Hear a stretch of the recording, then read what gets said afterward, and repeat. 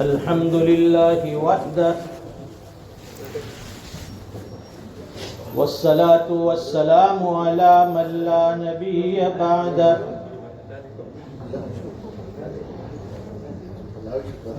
أما بعد فأعوذ بالله من الشيطان الرجيم بسم الله الرحمن الرحيم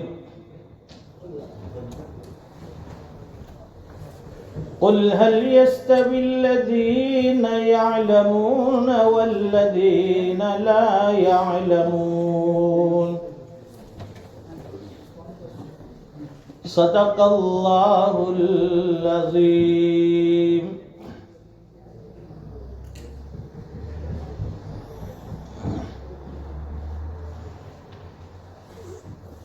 یہ دنیا کا نظام اللہ نے کچھ اس طرح سے چلایا ہے کہ اس میں ہر طبقے کے لوگ آپ کو مل جائیں گے.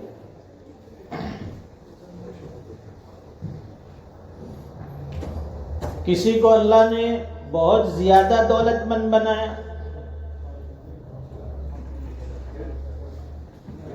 کوئی درمیانی طبقے کا ہے جس کو مڈل کلاس کہتے ہیں, اور ایک طبقہ وہ ہے جو انتہائی غریب, مفلس, نادار لوگوں کا طبقہ.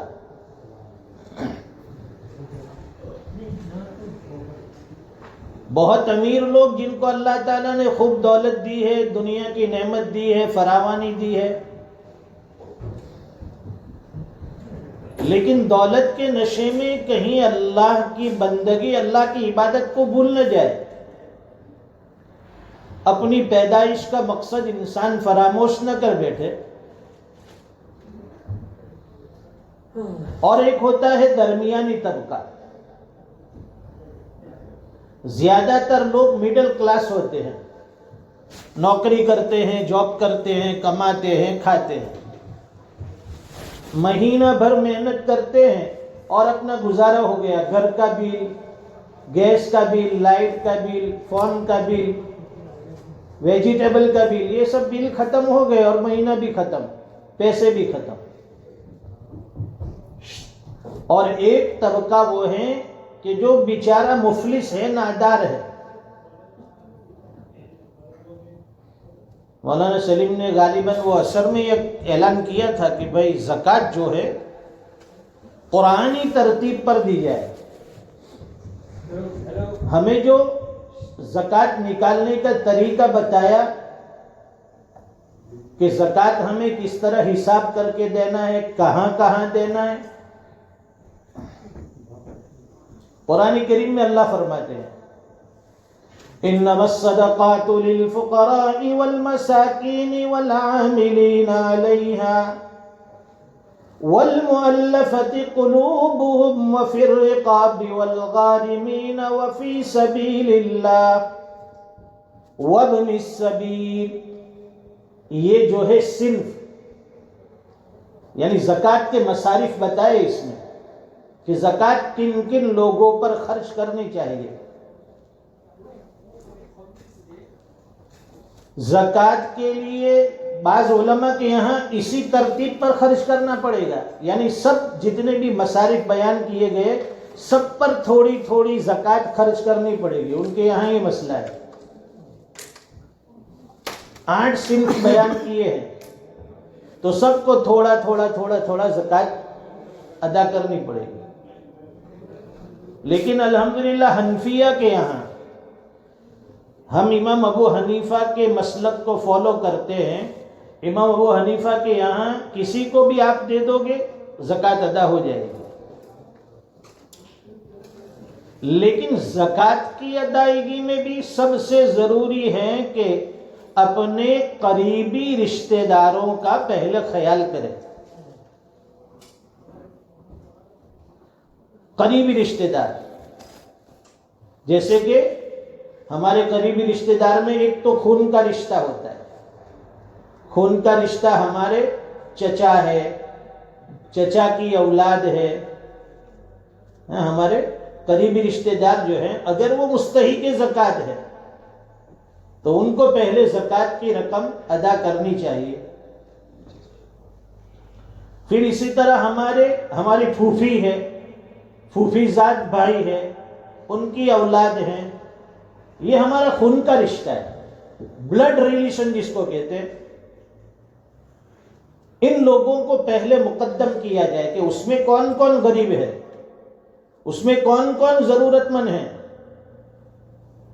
ہم لوگ عام طور پر کیا کرتے ہیں کہ بھائی یہ ہمارا رشتہ دار ہے، یہ ہمارے چچا ہے، چچا کا لڑکا ہے، پھوپھی ہے، پھوپھی کے لڑکے ہیں، تو ہم ظاہر پر فیصلہ کرتے ہیں کہ ماشاءاللہ مکان تو بہت عالیشان ہے نا، ان کا مکان تو بہت اچھا بنا ہے، اس کو زکوٰۃ نہیں دی جائے گی.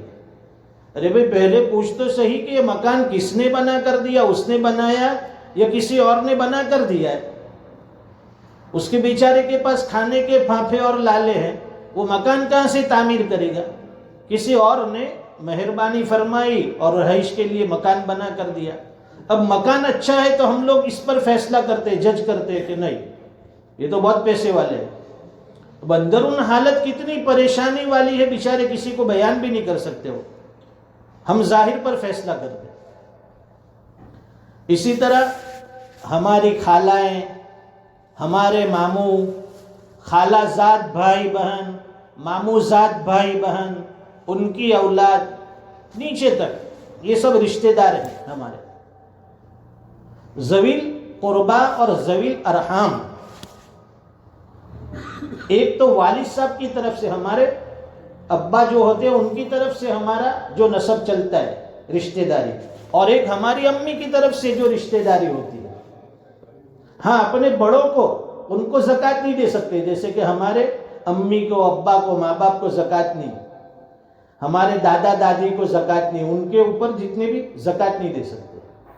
اسی طرح ہماری امی کو نہیں، ہماری نانا نانی، اس طرح ان کو زکوٰۃ نہیں دے سکتے.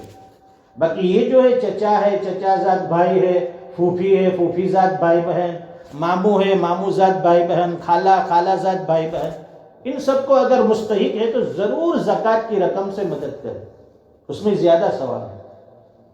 اور دوسرا ایک مسئلہ خاص یہ یاد رکھے یہاں پر کہ جب ہم ان کو زکوٰۃ دیں گے تو یہ بتلانا بھی ضروری نہیں، بلکہ بتایا بھی نہ جائے ان کو کہ بھائی یہ زکوٰۃ کی رقم ہے، تاکہ ان کو شرمندگی ہو کہ ہماری غربت اتنی ہے، ہم اتنے خستہ حال ہیں کہ آج ہمارے رشتہ دار ہماری زکوٰۃ سے مدد کرتے ہیں. اس لیے شریعت کا حکم یہ ہے، مزاج یہ ہے کہ ان کو اپنی عزت کا بھی خیال رکھے، ان کی عزت اور احترام کا بھی خیال رکھے. زکوٰۃ کی رقم ان کو ہدیہ، گفٹ کہہ کر دے دے. دیکھو شریعت کا کتنا پاکیزہ مزاج ہے. سامنے والے کی دل شکنی بھی نہیں ہوگی، اس کو نیچا بھی معلوم نہیں ہوگا، اس کی عزت بھی برقرار رہے گی، آپ کی زکوٰۃ بھی ادا ہو جائے گی. تو کہنے کی بھی ضرورت نہیں ہے.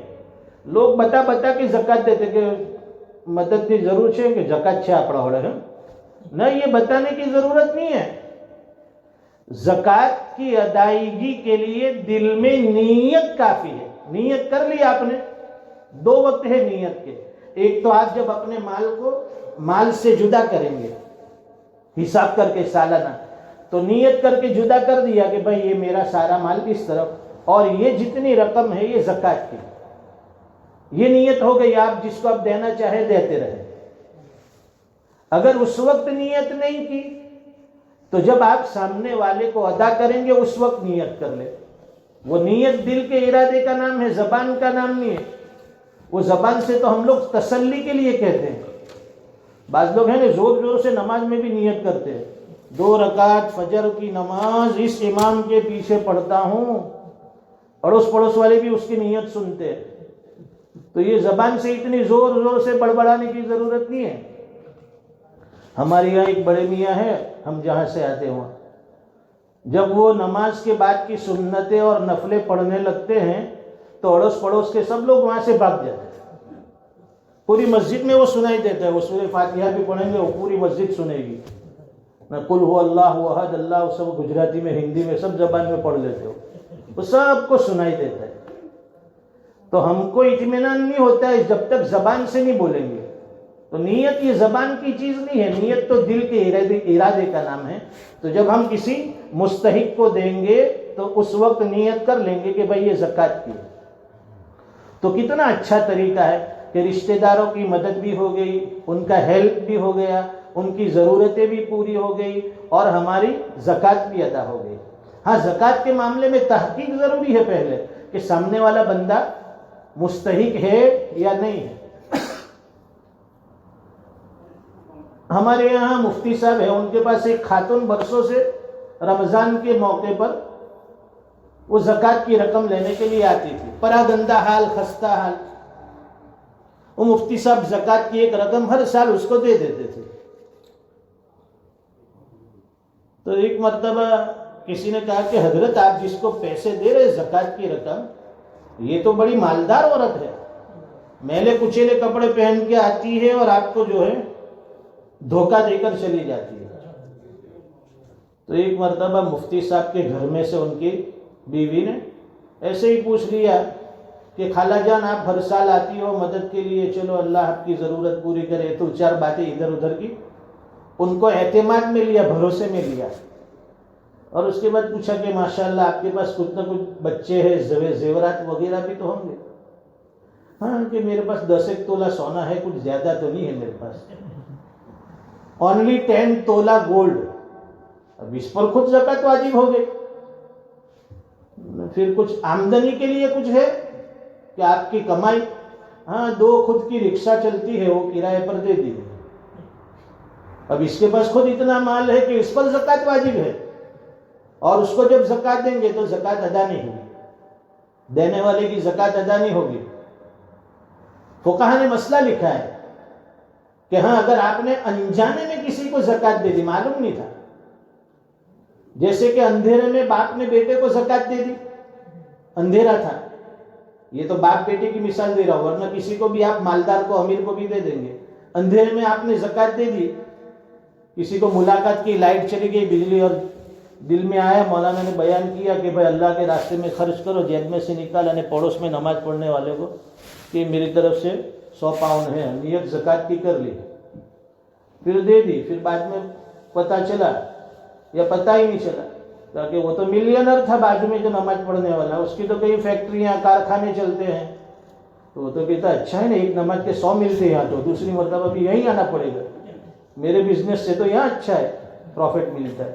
تو اگر نادانستہ یعنی غلطی سے، انجانے میں، بھول سے ایسے آدمی کو زکوٰۃ دے دی ہم نے کہ ہمیں علم نہیں ہے کہ یہ مستحق ہے یا نہیں، تو اس کی زکوٰۃ ادا ہو جائے گی.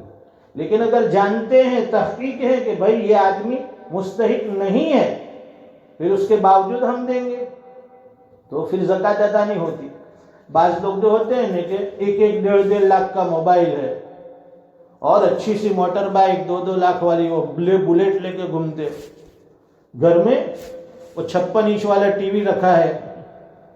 پھر ایسے لوگ پھر زکوٰۃ کا سوال بھی کرتے، یہاں فون کرتے انڈیا سے کہ رمضان آئی جب جو ہے اتنو پوئرا جب کپڑا بھی کروان سے،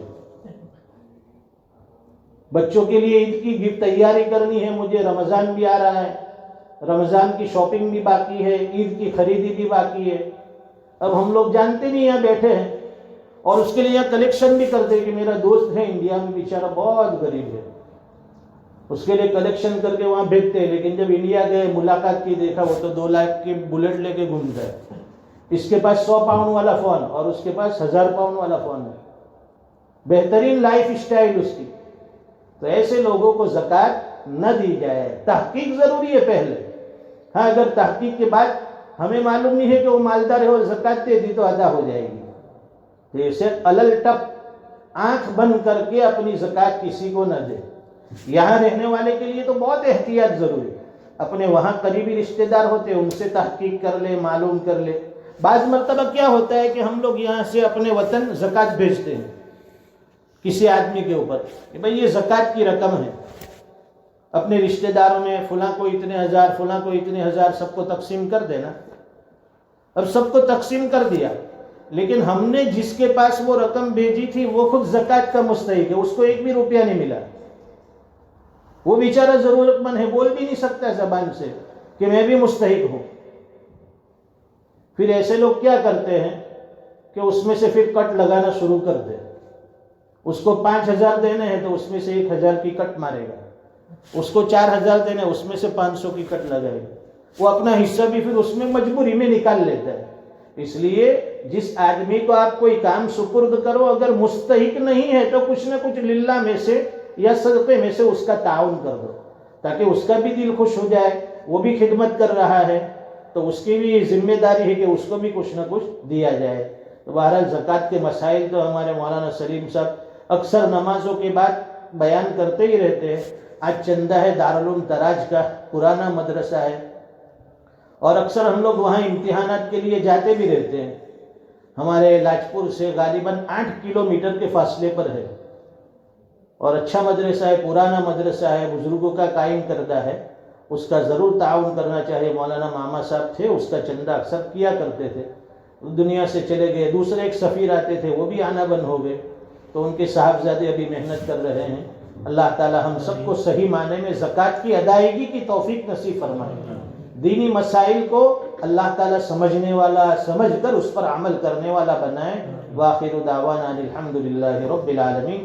سبحان اللہ وبحمدہ, سبحانک اللہم وبحمدک, نشہد ان لا الہ الا انت.